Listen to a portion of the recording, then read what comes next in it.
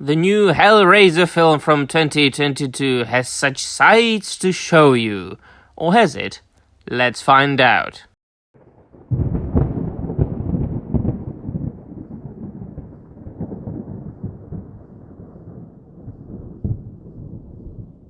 Wes, hi everybody, and welcome to another review video, and this one has been a long time coming, my dear friends, and indeed, this channel has received many a request to review the Hellraiser from 2022, and it is always very hard for a continuation of a famous franchise to, well, not top, but at least to come close to the original, of course. Hellraiser being based on the novella, The Hellbound Heart, being published in 1986 and written by Clive Barker, who then, of course, wrote and directed the film Hellraiser from 1987, which then spawned an entire franchise and introduced one of the most iconic villains, horror villains characters, the Pinhead character, who was, of course, in the book not named, but then, of course, was named in a further prose by Clive Barker, the Hell Priest or the Cold Man. But as it always is, very hard with prequels and sequels and rip-off and spin-offs, as I call them, to come close to the original. So was for this. And it was especially controversial, this movie, because the character, or because of the overall atmosphere and the overall nature of the novel, the original novel. And I will get to that later, my dear friends. But first, I have to say that if you do not want this movie to be spoiled for you, because it'll contain spoilers, do leave, please, watch the movie and come back. So I needed to see this movie, especially because I'm such a huge fan of Clive Barker. He is my favorite horror author, one of my more favorite dark fantasy authors, and I love the franchise, quote-unquote franchise, in general. And I, of course, am enjoying and re-watching the Hellraiser movies each and every single year. And it is especially fitting now, since we've got the spooky season here. And so it was controversial because when they first announced it, they announced that the movie was going to, well, star a transgender person.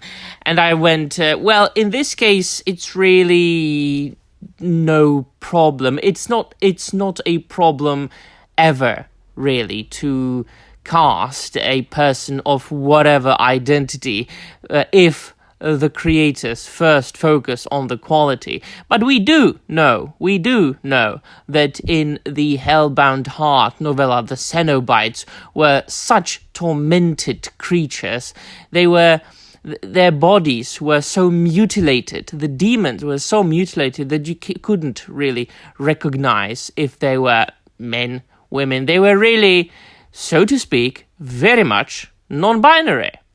And so also, people have been discussing whether this movie is going to be a sequel to the Hellraiser franchise, or whether it is going to be a prequel, or whether it is going to be simply a remake. It's really neither. No, it's this is something that really made me quite content and quite satisfied with this film, that it is a new story, completely new chapter in the story of the Lamar Chance configuration box. It stars completely different characters from the Hellbound Heart, stars completely different characters from the Hellraiser movie, the original, which of course surrounded the character of Frank Cotton, who was a hedonistic criminal, and he was searching for each and every single way of pleasure.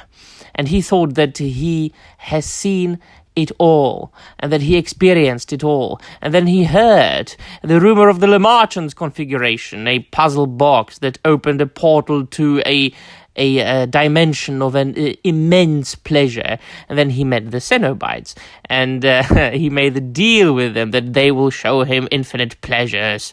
But the problem is that the Cenobites who are kind of demons from hell, are so twisted, and that their perception of pleasure is very much the same as the perception of pain and suffering. It is one and the same thing for them, which is not appreciated by living beings. And so you should never strike a deal with the Cenobites, because what you think will be pleasure will ultimately be an immense suffering and torture. But this movie stars completely different heroes. There is a girl called Riley, and her brother and her boyfriend. I think they're called Matt. Her brother, and Colin is her boyfriend, and they've also got a roommate, Nora, and it also surrounds Roland Voit, a millionaire, billionaire, collector of old occult collectibles and objects. And he is very much a similar character to the Frank Cotton, with the difference that, Frank Cotton wasn't a millionaire. And he collects all those different occult objects, and he also is searching for each and every single way of pleasure.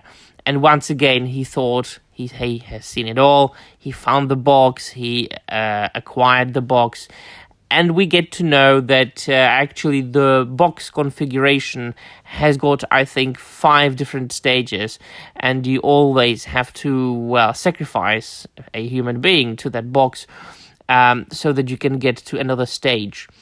And so if you get to the last stage, you will get an audience with the Leviathan, with, as they call him, the god, and he will grant you a wish. And so, as it goes, it didn't really go well for him.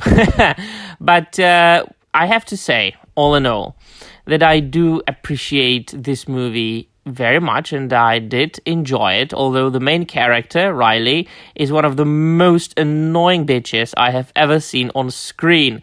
A destructive character who destroys the lives of everybody around her. But that, in the end, we get to know, was the entire point of the film, was it? So it really rewards you in the end. The fact that she's such an annoying character, such a destructive nature, such an awful human being, such a pathetic human, that it's really the point. It really is part of the story. And so I think, and I've always thought that if made properly, Hellraiser movie would fit perfectly into today's world and today's society. The world being twisted, the world being very much spoiled, the world being awful, the world being full of people who like all kinds of different awful things, and it's really fits, and it was really done well.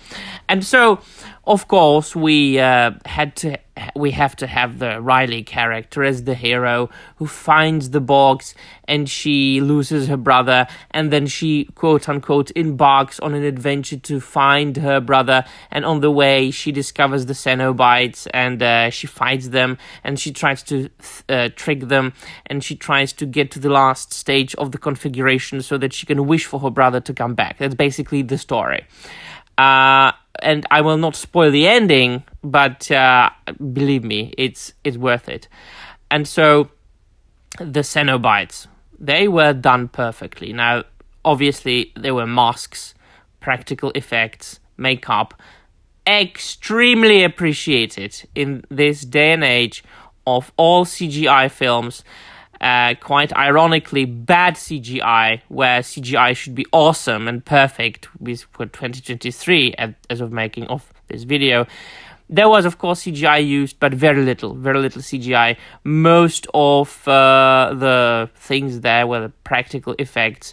And the Pinhead character, she looked, I think, pretty much exactly how the character was described in the book. With the difference that you could really tell that it's a chick-looking character. But it's like, really, the actor is I'm not sure. I wasn't able to find like proper information, and I have done some research. So do tell me, please, in the comments down below if you know. So she was born as a guy, and then he got his bits chopped off, right? So he got his sausage chopped off and turned that bit into a bun. Is it like that? I think so. I don't know, but it is this way. Nevertheless, the performance was fantastic. I also liked the way they changed the voice of the Pinhead character. That you couldn't tell if the voice was female or male. Neither what it was the like your typical demon character from a B horror movie. No, it was really very originally done. What I also appreciated was the design of the character. That basically the robes, and I will not show the picture of the entire body of the character because I might get a strike. But the robes that originally Doug Bradley wore in the original Hellraiser, where they were made of leather, here the robes was made of skin, but the skin of Pinhead, of the character. Their skin was flayed so that it forms a robe around their body. So I think that for the character of a Cenobite, it fits absolutely 100% perfectly. Of course, we've got some nonsensical things or things that are not really described, for example, or explained. For example, the mention of Roland Voit was surrounded by a mechanical cage that was designed to keep the Cenobites away outside of the house. How the hell do you do that? How the hell do you keep away demons from hell if they can enter basically any place, even a van in motion? They can form a portal from hell into a van in motion, going, I don't know, very fast. All right, I will suspend my disbelief. This is a sci-fi horror film. Understood. Okay, fine. But there are, bits and pieces, so that I'm not completely, positive about this film. I have to be objective.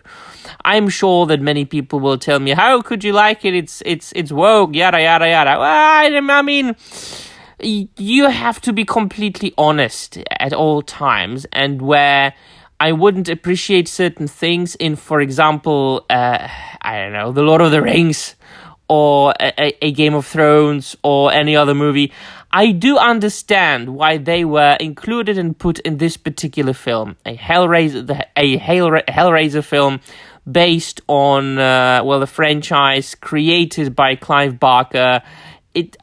He was this kind of writer in the 80s. He wrote all about those, strange sexual practices, and very much, he was about sexuality and about gender and about, suffering and pain and pleasure and all those things. So it fits. Well, what I also appreciated, and I will end this video here, is the inclusion of the original main theme from the original Hellraiser. They waited until the end to include it there, and I was waiting the entire film. I was waiting if it's going to be there or not, and I was like, nah, they're not going to use the main theme. And then when it started, I went like, oh yes, okay. So all in all, finishing thoughts. I know that my reviews tend to be kind of chaotic, like going from here to there, but I don't have time to write scripts, so there you go. I did enjoy the film. I enjoyed it because it was new, it was fresh, it was original. It did not intervene with the original film. It did not intervene with the novella. It did not try to remake anything. It did not try to be a sequel or a prequel. No, it was another story, a brand new story in the history of the Le Marchand's configuration puzzle box. Loved it. All right then.